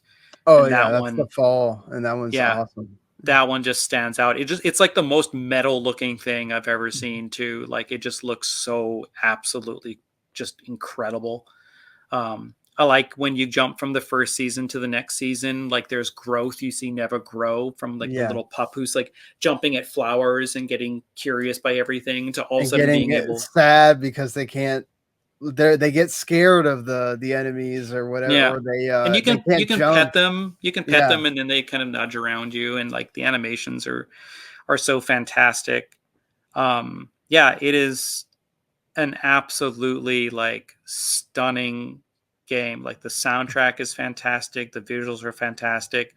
I think adding combat to this game kind of differentiates it from being just Gree again. Like you just don't right. get like it's not like the exact same game. Like it, you can put both games side by side, and you're like that's the same game, but then when you play it, it feels different. Um, so like Elba is like a completely different protagonist than we had in Gree. But yeah, like I absolutely loved it. Like um, we received code for it from Devolver, so we had it for a little while before release, and we have our review out now. You can go take a look at it. It's definitely a strong contender for me for my game of the year. It might very well take it, but it is just an absolutely stunning game, both visually, both everything. The gameplay is super fun. It's short too. Like I think you can beat it in like I think like 5 to 7 hours or something like that. So very similar to Greece as well, but absolutely And it's fantastic. only $20, and I feel like people should really give it a shot. It's not. I think people look at it and might think, "Oh, it's a walking simulator," and it's not that at all. Like No, there's platforming. Look, it's not necessarily, out of this world. It's not Astrobot level platforming either, but there's levels to that, and then the combat as well. The bosses are, uh, they can be a little bit difficult if you don't kind of get what you're supposed to be doing at first. Have You might you die a few fought the times. So Have you fought the deer? I fought the deer. I'm at it looks like a fox or a tiger. I'm at the end of the fall, like at that final boss where you fight like the fox, or I guess what it is, Yeah. and that's where I'm at.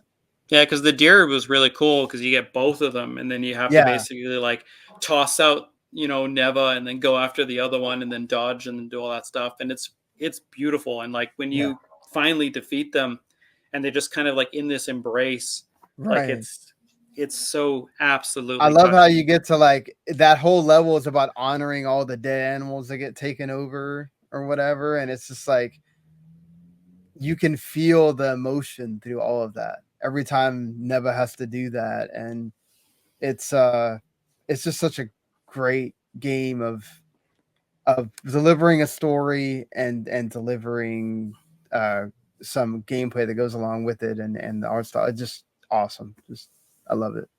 Yeah, I really hope it does well because like Grease, or as far as I know, I think sold like 4 million copies or something like Mhm. that, which is absolutely fantastic for an indie game. And like Devolver is one of those companies that just kind of doesn't miss when it comes to like Mm. um, finding talent that kind of create these amazing games. I know Andy Cortez from Kind of Funny has been streaming Neva, and he's absolutely loved it.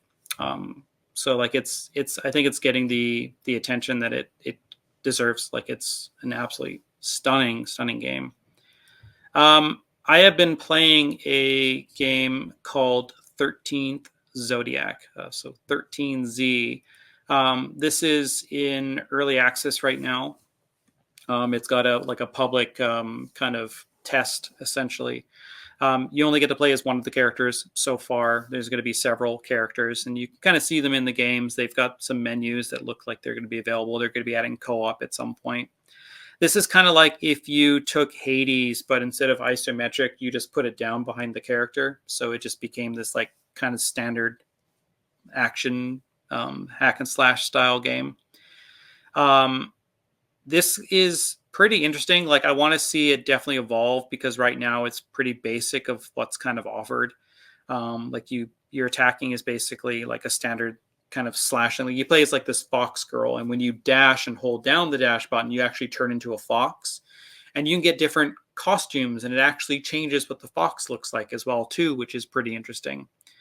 Um, but you basically like hack and slash. You have special attacks, your special skills. You'll defeat all the enemies in one area, and then you'll have a choice between different rewards at the end of it. That'll be like fire attacks or lightning attacks or water attacks or more currency for in town that you can buy stuff. So similar to Hades. And then basically then a world will then just appear, and it'll do that thing where it's like building the rocks in the bridge, and then you'll basically like move along to the next area. The biggest sin that this game has is that there's no lock on. So when you're fighting these big bosses that are just going everywhere in the areas, you can't lock on to them. So you will just get completely like waylaid like to the one side by something that you just can't see happening. So you're Ooh. constantly frantically moving the camera around to kind of see where the boss is. And so that's one thing that I hope they kind of add, because the game is great, absolutely so much fun to play. Works really well on the Steam Deck, but it needs a lock on incredibly bad, because that is the one thing that just kind of makes that game kind of suffer. Because like the art design looks really good, it's very bright and colorful. It looks like that type of like Fortnite kind of art design that people kind of keep you know making Fortnite be the basis of, even though other games have done it before. Um, but when you get to town, like there's these statues that are all in a circle, and each of those kind of unlock certain things. So like when you kill a certain amount of enemies, like when you kill 200 enemies, you get a health boost of 20% more health. When you've dodged like 750 times, you'll then get a movement speed increase after a dodge. The camera can be a little close at times, which can be a little frustrating. Most of the enemies that kind of swarm you and stuff can be kind of killed fairly quickly. There's like enemies that have additional health bars that you have to break through. There's perfect dodges, things like that, that kind of slow down time. But then you get like you'll unlock the ability for certain things to occur during a run. So like one of the things I unlocked was the airship, and the airship is essentially like a store, and you go on there and you can purchase more health, or you can purchase like additional like lightning spells or things like that. And when you pick those lightnings and lightning spells and frozen spells and fire spells, you can choose how they attack. Is it your secondary attack that has the fire ability? Is it your main attack, or is it your dash? Do you leave a trail of fire behind you? Like things like that. I've only played like the one area. I don't know if there's more after. Like I'm assuming there's more after you kill like the frog, but every single time you do something, there's like a thanks for playing kind of thing that pops up. So I don't know how expansive the public test is, or what kind of ETA that they're looking at, but it's not a bad game. It's actually pretty good. I think it's definitely one to watch out for, like when it eventually enters early access and has more content, especially having more than just the one character, because it shows like a guy and a panda to the side, so you can get your Kung Fu Panda fix in if you're looking for a good Kung Fu Panda game, because there hasn't really been a good one. But no, it's not a bad little game. I mean, definitely check out trailers if you want to see, or like just YouTube videos of content creators playing it, because it is pretty fun. It runs extremely good. I think it looks extremely good. But definitely one to check out. So we talked about it before, and that was Metaphor ReFantazio. So I'm about about 74, 75 hours in, and like I've just beat it. Yeah, I have been swamped here because I got Metaphor code and East X Nordics code on pretty much the exact same day, and I'm like, that's 140 hours worth of games right there. Jeez. Let alone some of the other games, because like, I'll see like they'll be like, hey, do you want to review this? And I'm like, yes, like even though I'm swamped. Like I'm, crossing my fingers I still get Dragon Age code. But yeah, Metaphor ReFantazio. We talked about it last week as well too, because Jordan had played a lot more of it than I have. Yeah, like, so this is basically the next game by pretty much the Persona team. I mean, this is like a new studio formed under Atlas to kind of craft new and exciting IPs. And their first one was essentially Fantasy Persona. And at first I was like, okay, but they're probably not going to go that close to the Persona. They're probably going to make this something different. But no, they go exactly. This is Fantasy Persona, like by absolute definition. You have your social links, you have your the calendar essentially on how you're spending your time during the afternoon and nights. Like it's exactly what you expect there. But the one thing that I like about it is that in Persona, when you went and hung out with someone, sometimes you wouldn't get immediate gratification of hanging out with that person. You would be building seeds to something. And this one here, every single time you hang out with someone, you upgrade your rank every time. Like there's no like, it's not like, oh, I have to hang out with this person 3 or 4 times to rank them up. No, the moment like you'll be walking around, and all of a sudden it's like you'll get this little like shimmer where it's like, hey, I wonder if you could help me with something. And then you'll tab over to that character, select them, teleport directly to them. You'll start your little mission, which is mostly just a lot of talking, and then you'll rank up. And most of the missions will actually end in a big mission where you actually have to go and do something like defeat a sandworm, or you have to go and fight these like guys and stuff like that. Like everything you're doing is ranking up. Like I maxed out everybody. I'll have to double check if I rank. If I'm just glad you don't have to do the whole no, I did. Pick the right dialogue choice thing, because no, then it's like all the right dialogue choices do is they determine how much more mag energy you get, which is what you Right. use to kind of like upgrade your archetypes. But starting from scratch here basically is you play as an Elda, who is kind of like a um, cast aside type of species in this world. There's something about them that essentially that the rest of the world sees as that they're you know not good people essentially. Right. The main character's name is Will, but you can call him whoever you want. Right. But there is a reason kind of for his name being Will in a lot of ways that I won't spoil. But you don't they never specifically call him Will. So like there is just kind of like it's kind of phrased in a way of like he has the will of the people, like in Right. that kind of sense. So that's the but because like even Persona 5, the main and protagonist had a name. They just Yeah. never said it. They allowed the player to name him Cheetos if they wanted to. But you play as Will, and you basically have a mission to essentially contact someone in town to, um, like you, basically the king is killed in the opening cutscene, and so you also find out that his son, the prince, who was killed in attack, still lives. And the whole point of the mission essentially is to find the contact, let him know that the prince still exists, and they have to find a way of breaking the curse. And they have the suspect, who is this man named Luis, and Luis is the one who killed the king. So there's this connection. There's this kind of thing that's going on between these characters, and your whole mission essentially then is to kill Luis. And you find out what happens if you try to kill Luis, because there's this tournament that has been put in place, and the winner of the tournament will be the next king. But the problem is these people are protected by this king's magic, so they cannot be killed. And the storyline kind of goes from there, where you're building your allies.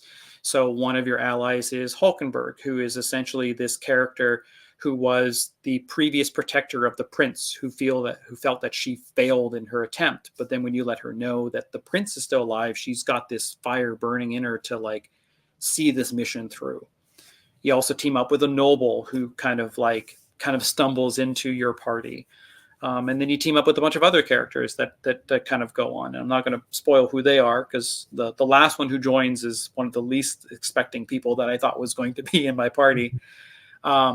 But I also love the voice acting in this game. I think half the cast is pretty much Irish in some way. Yeah. Yeah, but no, it's the combat system is very similar to Persona, where you're kind of working off weaknesses. I will say, and I'm not going to spoil anything, but there's the final battle is a very big mixture of knowing how to apply weaknesses when they don't have them, as well as knowing how to extend your turns, and also working on how to make your characters more powerful, because each of the archetypes do different things. Some of them have direct attacks like fire and lightning and stuff. Some of them will grant you more attacks. Some of them will buff your attacks. Some of them will debuff enemies. Some of them will affect all these different things. And that fight is one of the ones where you need all of that working in synergy, or you will not succeed at all. The And fights are almost like a puzzle sometimes, the big boss fights. this one even more so, because like honestly, like I spent so much time on that fight, just my head in my hands basically going like, oh my god, because like I kept running out of MP. And MP is what you need to do your special attacks, because your regular attacks do absolutely nothing. And in most JRPGs, when you attack with your regular attacks, it builds MP, but that's not the case. You actually have to find the archetype that allows you to build MP back up, and then utilize them and make sure that you're keeping them alive to get your MP back. And like you can find MP, and I was trying to find it on these on websites, and they're like, yeah, go talk to the merchant in Grand Trad. What merchant? Like, Yeah. some of this stuff is just weird, but the game is just incredibly well done. Like, I didn't think that I was going to like this cast as much as the Persona 5 team, the cast of there, but I kind of like them better. Um, they do a good job at making you care about characters that you never thought you were going to care about. Um, because like there's some moments in the game where like it's these deeply emotional moments, and you're like feeling something for these characters, and like there's one who's not, he doesn't join your party or anything like that, and it's this one character basically where like he kind of sets himself up to like be killed in a way, and like he was just this absolutely nothing character that I'm like, okay, I'm not really feeling this story and stuff like that. And there's these moments where he has these emotional moments and stuff, and then when that moment happens, I'm sitting here, I'm like, oh well, shit. I'm like, that's dumb. I mean, there's more to it than that. Right. Like it continues past that. But and it was just this moment where I'm like, of course that was going to happen. Right. So you'll have to see where those breadcrumbs lead. But they do such a good job making you care about every character in that game, and it's so well done. The voice acting is fantastic. Like there is moments where there isn't voice acting, like just general conversations and things like Yeah. that. You'll have your character will say like, "Hey, I need to go to the store and get something," and you're like, and all they'll say is like, "Oh, hey, by the way," like it'll have these little moments that kind of go from there. Um, Gallica, who's like your little fairy and stuff like that. Like I kind of wish you could turn off her voice in combat, because there'll be kind of like It's times where it's like, they'll say a bunch of you'll be like, things over they're and super over. weak. Their attack is like low. And like I keep like seeing her at the back going like, saying like, Huckenberg, you suck ass. Like, like just like this little moments and stuff. Like, but I wish I could turn her off, or the Right. the intensity. Because like during that last battle where like my characters have all of these different like anxieties and like paralyze, Yeah. they're like, blah blah's paralyzed, he can't move. It's like blah blah, it's like anxiety. I'm like I know, Gallica, I Uh, fucking know. Just shut You're up. giving me anxiety by sitting there Oh, I talking know. constantly. Maybe that's the point, because they make a big deal about anxiety in the game, which I will Right. get Yes. into.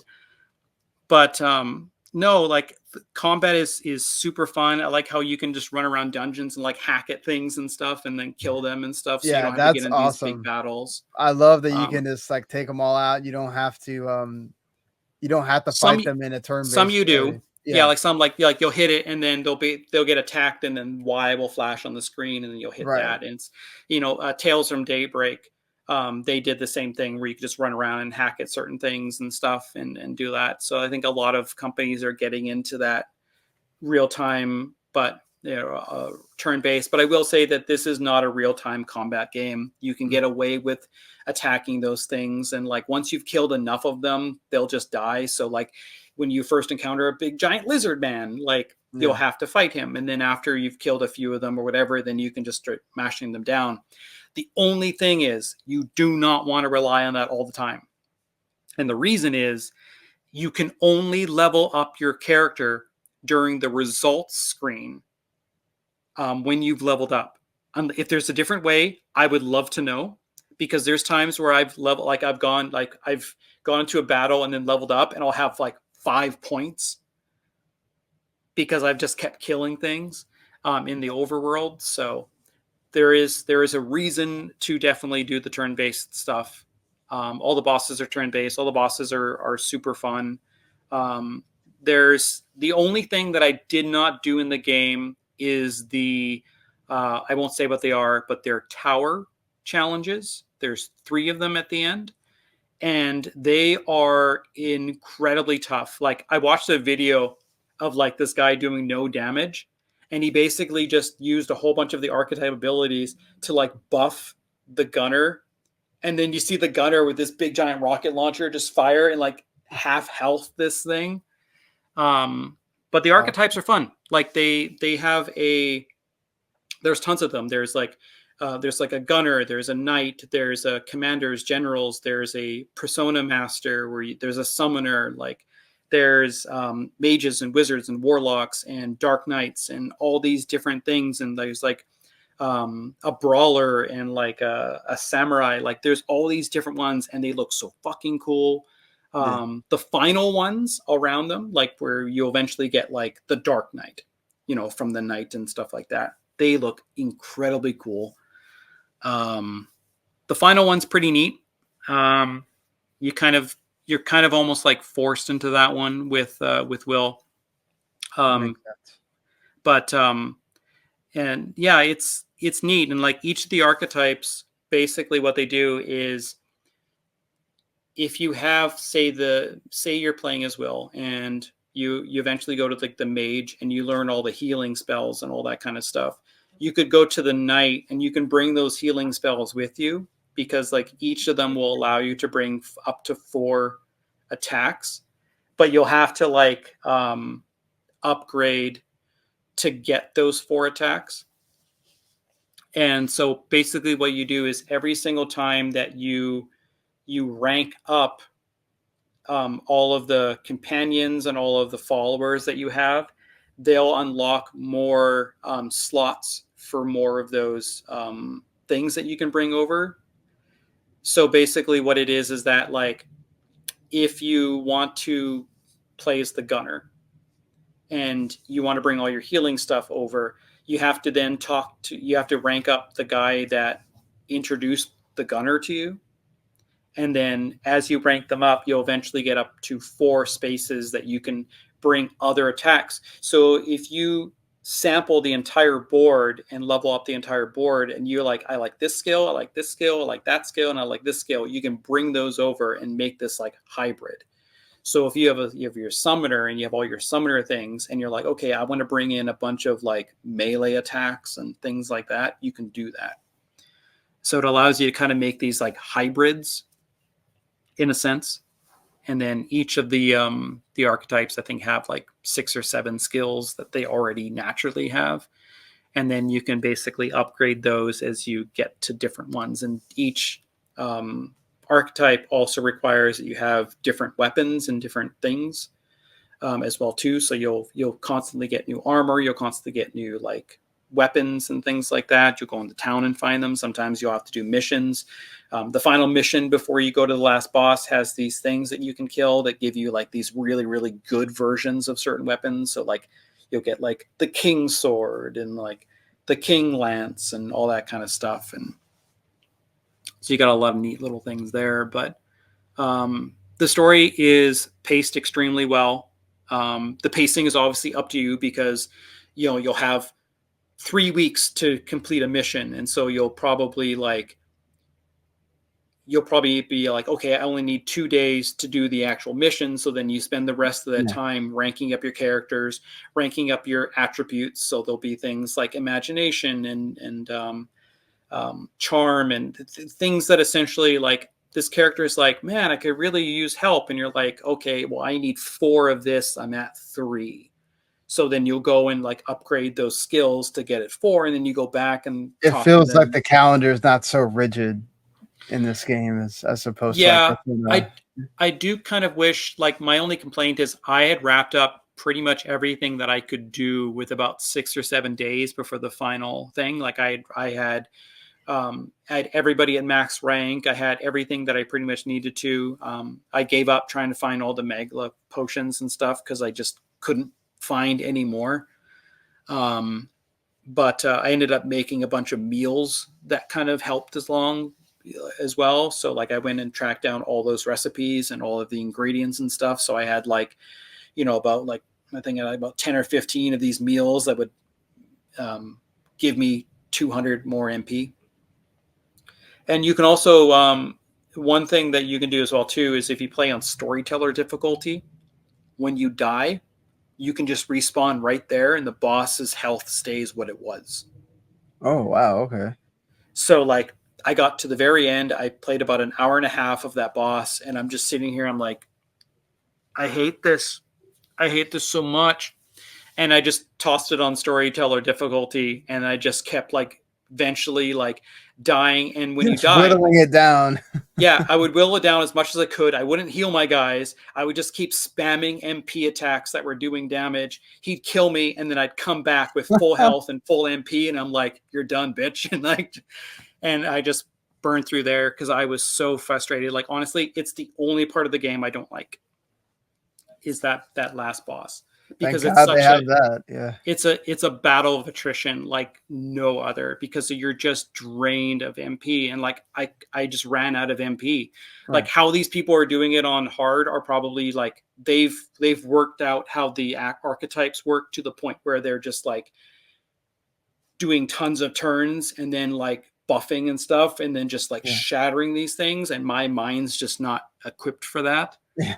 Because the one thing that sucks is like when you're fighting, like say you have 5 turns. Okay. All right. And your first guy whiffs an attack. You miss either like 3 turns, like it just gets rid of them, or you miss all of it. Like I had Will basically just whiff attack when I had 5, and it whiffed all of it. It canceled all of those attacks, and the boss went right back into killing me with attacking me with like 5 other attacks, and then it does this things where it basically covers the screen and then comes back, and he's got 4 more attacks, and I'm like, God damn it. Like, and like you just get like waylaid like crazy. But like again, the game is amazing apart from that fight. That's my only big critique is that I just didn't like that fight. I think what the fight looks like, I think the boss, like all that stuff is great. I just think that like the way they do the fight, it being such an MP drain, is such a nightmare. Like because like even if you get like if you go as the thief, and the thief will actually when you're attacking enemies in the overworld, you can take items. And there's one area I think in month 8 where you're fighting these like green butterflies that are all over the map. If you just find this one area and keep like attacking them and letting them respawn and attacking them, you get Magla pills. But the problem is those only heal 20 MP, and most of your attacks are taking like 20 or 30 MP. More. So like if you have enough health to kind of keep yourself alive and keep fueling your MP every turn, because you only get to use it one turn. So if you have everybody basically using MP to refresh one, you use your next turn to do that as well too. So there is ways of getting that done there, but I'd already spent an hour and a half on that boss and failing miserably. And even then on storytelling difficulty, I was burning through MP like crazy just to defeat this thing. But yeah, like it's, again, that's my only big complaint. Minor little complaints is I just kind of wish that the moments that you're spending throughout time, like the calendar stuff. So when you're in the afternoon, you can go do this huge dungeon and like kill everything and do all that kind of stuff, and then have these conversations and all this kind of stuff. You do this big moment, or you can go and sit on a bench and look at the scenery, and that takes the same amount of time. So I kind of wish that you could have 2 conversations during one time segment, or like a dungeon. You know, like it just doesn't feel like the time is being spent in the same way. Yeah, like, it doesn't make sense because like the dungeon takes way longer, right? Yeah, I can travel to the dungeon, do the dungeon, and then come back and it's night. Or I can just go and talk to some guy about fish, and it's the same amount of time. But because like you have a kind of a vessel that you can kind of travel in, and like that gets you to different places. And what's weird is if you're parked in a town, you can't use the cooking thing because it says it has no power. You can only cook when you're on the road. Yeah, which is weird. You know, like it just because like, oh, the machine has no power, so you can't cook. I'm like, can you just turn the power on so I can cook?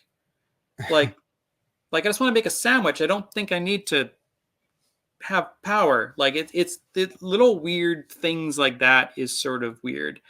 But you can like fish and stuff, but you can find most of the things like you need. Like one of the fish that you need for one of the MP spells is Lumabee, but you can just go and find it at a shop and buy it as well too. Yeah.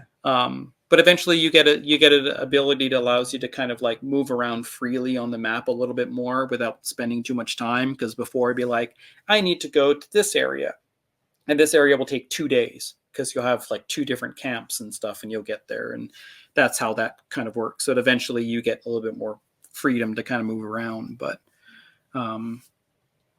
yeah, no, it's really good. You've played the demo? Yeah, I played the whole prologue, and that's what sold me on the game. So it's I've experienced most, pretty much a lot of the main things you've said. So I kind of know how a lot of that works. I'm excited to experience more of that and the other characters and everything. But yeah, and the story's already really good. As the way it sets it up, the way it leaves it on you. So yeah. I'm glad to hear that I don't need, because I was freaking out about like I never having to play Persona 5 with like a calendar guide, because it's like, oh, okay, well, how am I gonna get all the stuff that you need on that? And then it feels like this game you don't really necessarily need it. Yeah, like there'll be a lot of missions and stuff where like for example, you go to this like place called like Mount Vulcan or something like that, or Mount Volcano or whatever, and if you do it right, you can actually solve 3 side quests just going there that one time. Yeah. So like it frees you up. So like because there's also like bounties and stuff. So like there'll be a bounty there. They'll be like, hey, I need you to find this like super secret sword, and you'll go there, and like, hey, I need this like relic, and you'll go there, and you'll get those things at those times. But you get a lot of freedom because like it's similar to Persona 5, where you'll go into like the dungeons and stuff, and you'll have like the rest spots that you could break and then go back. And there's a couple moments in this game where it's like, we should go back to town and rest, and it's forced. Like Right. it's that kind of thing. But other than that, you can usually finish most of those things. Like, it just depends on how much MP you have left remaining and whether or not you want to use the potions. Like, I really regret using any MP potions leading up to that last fight, just because I didn't have any. So I had to go and basically track them down. And then every single place that I was going to track them down, I'd already bought the lot, that because they only have a limited amount of them. Right. But you can get a lot of items that allow you to like upgrade your archetypes, and you get those like crazy. So you can just burn through the experience, because some archetypes will be like, you need this, this, and this at level 20. And so you'll have to like max out the archetypes and stuff like that. And that's they good. do some pretty good stuff. You have to grind so much. Yeah, exactly. And there's I think 3 bad endings. Yeah, there's 3 bad endings that you can get. But as far as I know, I got the good ending. I don't think there's multiple good endings. But it definitely leads into, one of the endings leads into a very interesting thing that I'm not even going to even come close to mentioning. Yeah. That is very weird. But you'll see it when you get it. You'll know exactly which one it is. But no, it's the game is extremely good. Have you played beyond the prologue? Have you played the game yet, or? No, I've gotten to the part where you like I did like the first, I guess, extra dungeon that you can do when you speak to the merchant lady, and that's all I've gotten to. So nice. Yeah, but I'm excited to play more. It's just now I have other games got to review and stuff like that. And it's like, this might be my, when there's no more games, like November seems like it's not going to be anywhere near as packed. So that might be my November game. Oh, I know. Like I'm looking at my list right now, and I've got, like Metaphor. I've got no embargo because I got my code on the day it came out. ESX Nordics, which is literally right here. I got my PlayStation controller basically all set to play that throughout the day. And then I've got 3 other games that are all embargoed for the next week, and then the first week of March or first week of November. So I'm super, super busy there just because there's so many games. Like I commented, I got a Steam code for that Xbox shooter that just dropped the other day, Blind Fire, and I'm like, I don't know if I'm gonna have time for this. Like, I feel like I want to write a sternly like written letter to the games industry to like have them slow down. And he's like, hey, no problem, I understand it. I'm like, hey, send that letter this way, I'll sign it too.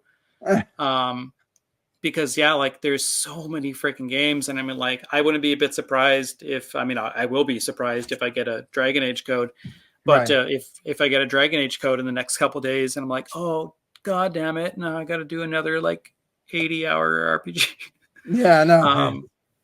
But no, I mean, again, there's so many good games coming out right now. I'm so glad that Neva was like the 6-hour, 5-hour game, because like it just Yeah, allowed me same. to like burn through that. But and I'm playing another game. I don't even want to say the genre of it, and I'm expecting it to be like 20 or 30 hours, just because those types of games are designed around being lengthy games.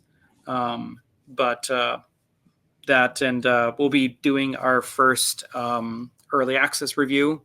So at Analog Stick Gaming, I've been very cautious about early access reviews because I don't think putting a score on an early access game makes any sense whatsoever. Like, Right. so when I see a score for Hades 2, I'm like, what are you reviewing? Yeah, that game's not done. Right. Like, that game's going to have 5 patches by the time someone's even read that review. Yeah. So what is being a score? So we're going to be doing something similar or something like along the lines of like, wait for a patch, ignore it at all costs. It's good to jump in. Like things like that, where like it's an early access game and you know what you're going to getting into. So I'm not going to say what it is because I don't think I can say what it is. Yeah. Let me.